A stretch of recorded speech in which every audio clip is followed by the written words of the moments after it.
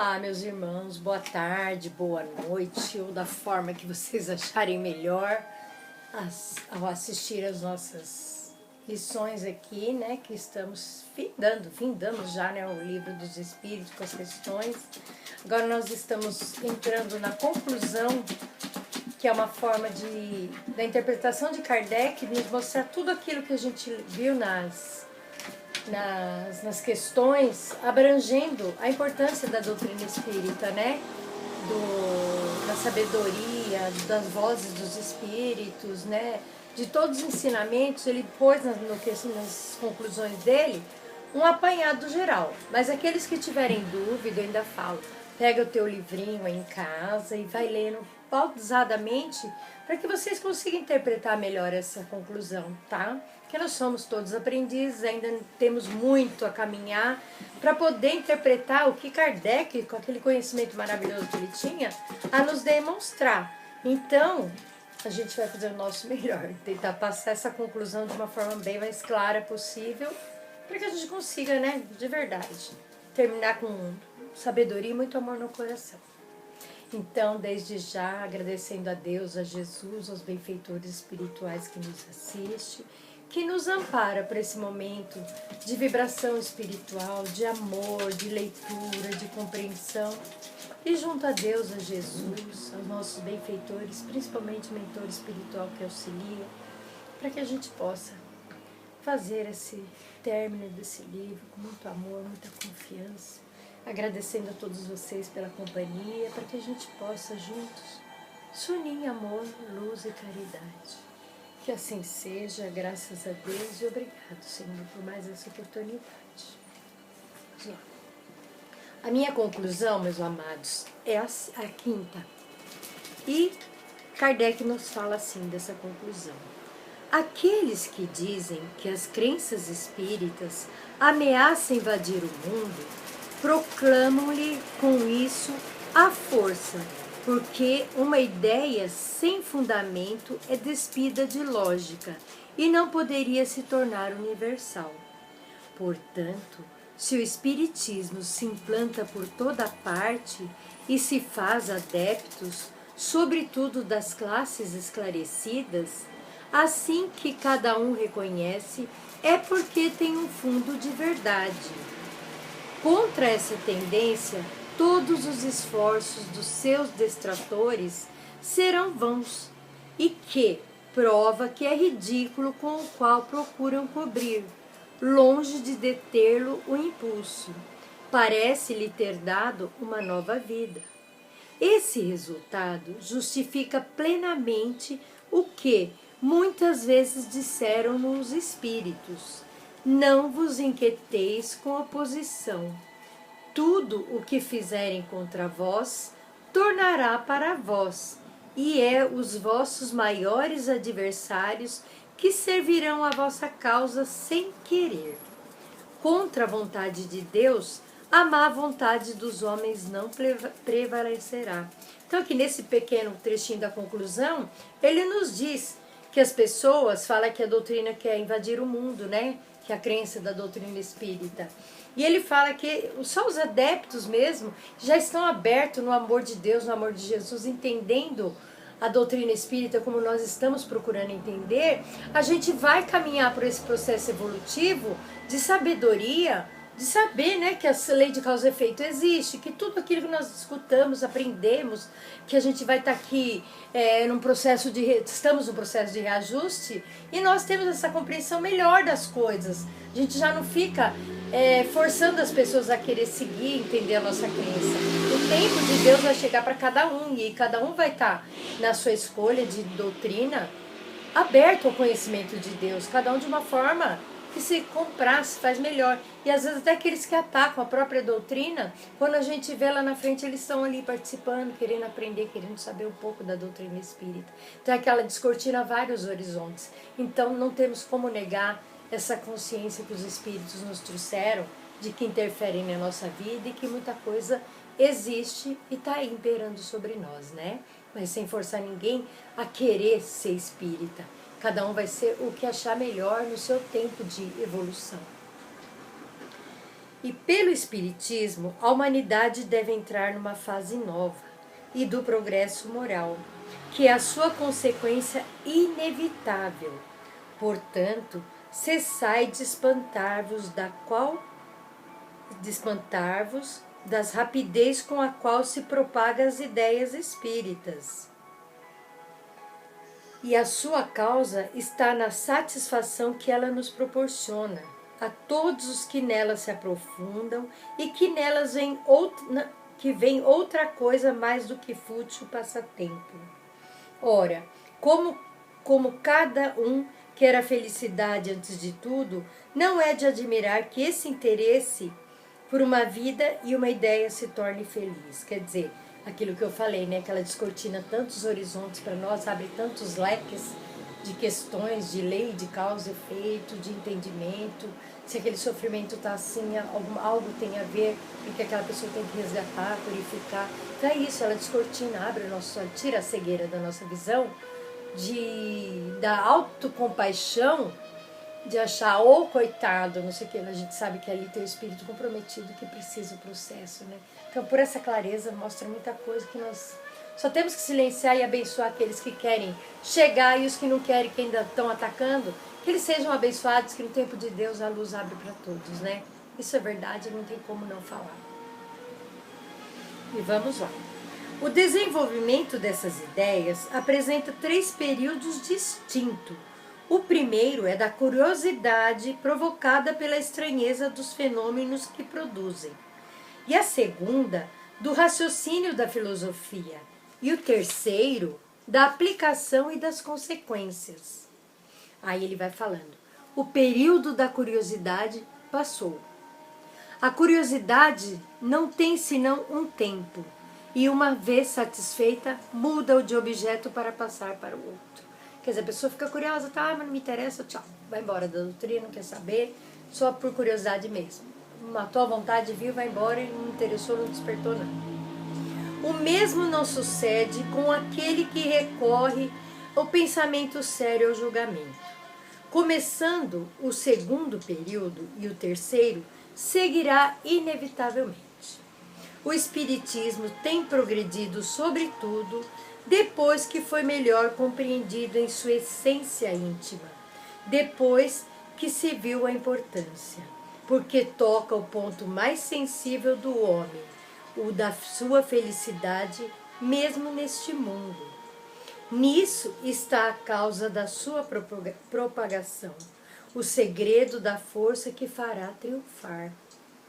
Ele torna feliz aqueles que a compreendem, até que a sua influência se estenda sobre as massas.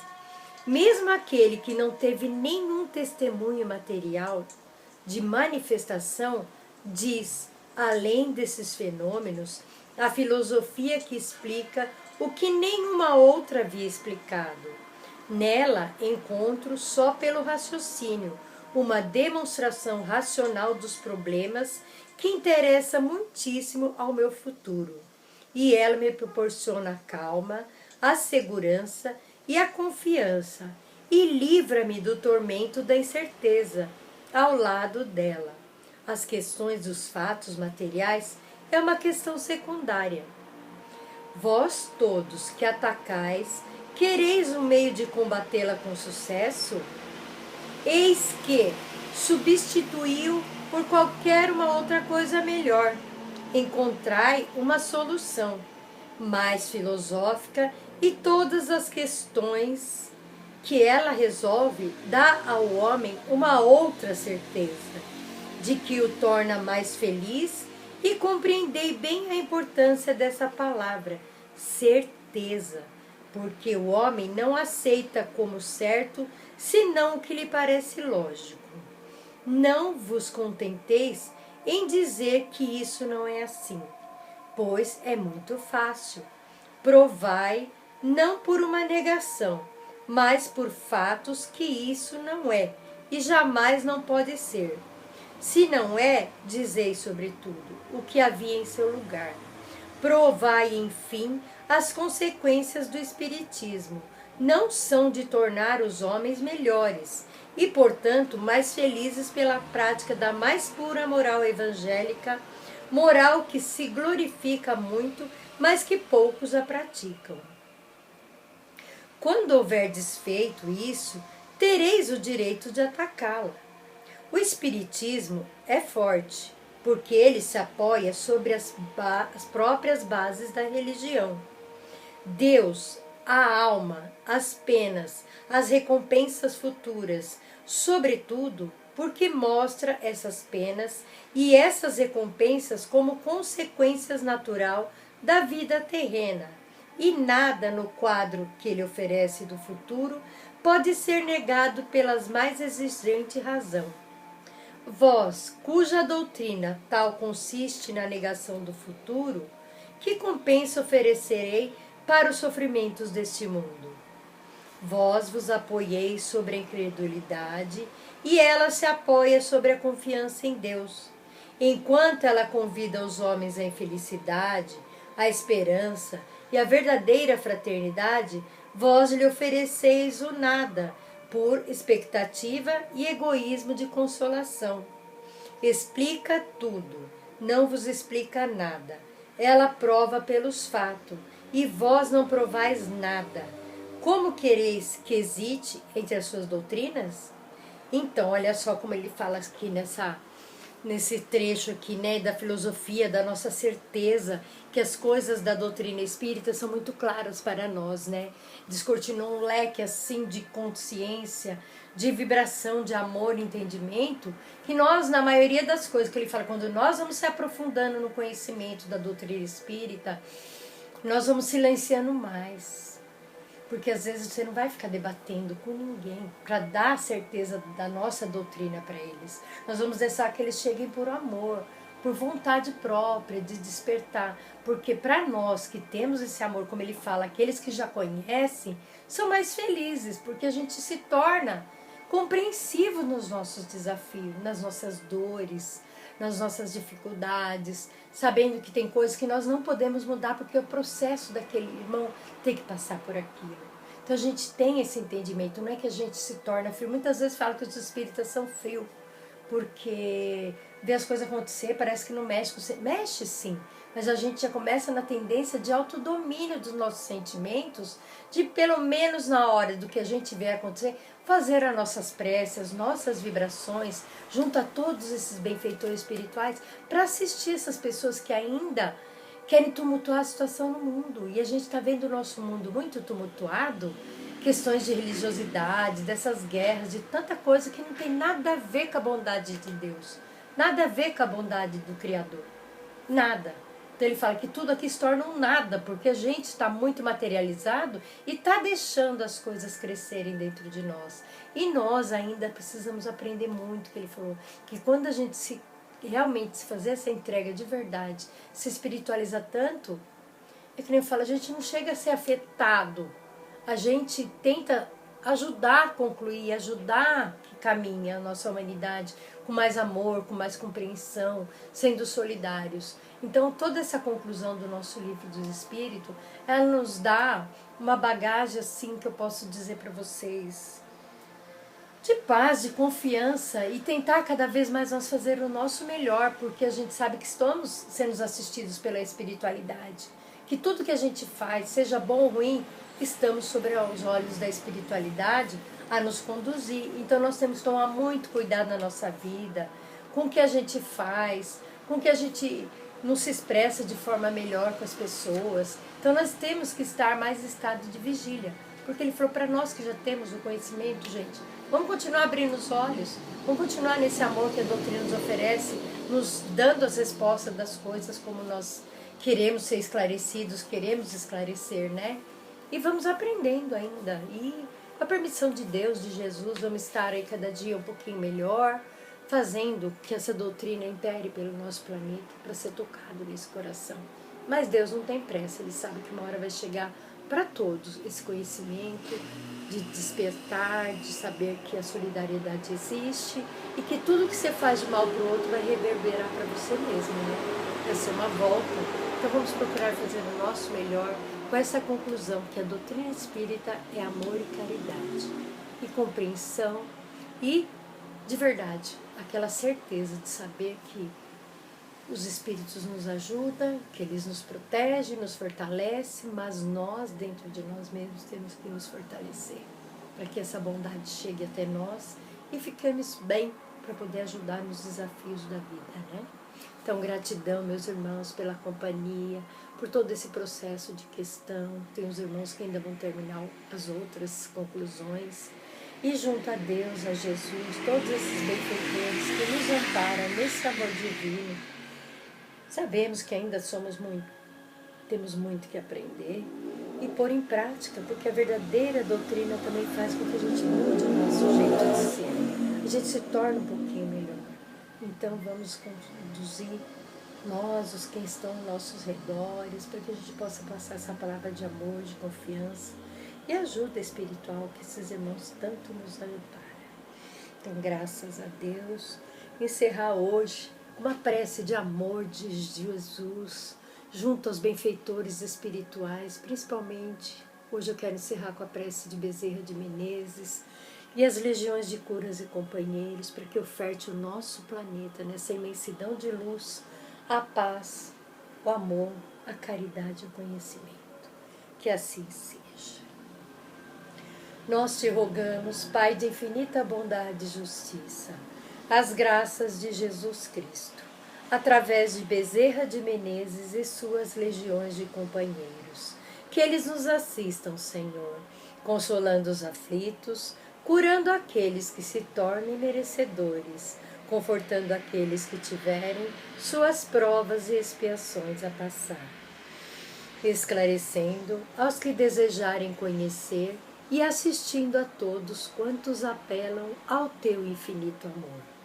Jesus, divino portador da graça e da verdade, estendei tuas mãos dadivosas em socorro daqueles que te reconhecem, o dispenseiro fiel e prudente. Fazei o divino modelo, através de tuas legiões consoladoras, de teus santos espíritos, a fim de que a fé se eleve, a esperança aumente, a bondade se expanda e o amor triunfe sobre todas as causas. Bezerra de Menezes, apóstolo do bem e da paz, amigo dos humildes e dos enfermos, movimentai as tuas falanges amigas em benefício daqueles que sofrem, sejam males físicos ou espirituais. Santos Espíritos, dignos obreiros do Senhor, derramai as graças e as curas sobre a humanidade sofredora, a fim de que as criaturas se tornem amigas da paz e do conhecimento, da harmonia e do perdão, semeando pelo mundo os divinos exemplos de Jesus Cristo. Que assim seja. Graças a Deus, meus irmãos, graças a Deus. Que a paz, o amor de Deus, de Jesus, esteja agora e sempre com todos nós e nossa humanidade. Que assim seja. Meu abraço fraterno e até a próxima nova leitura, meus irmãos. Que assim seja.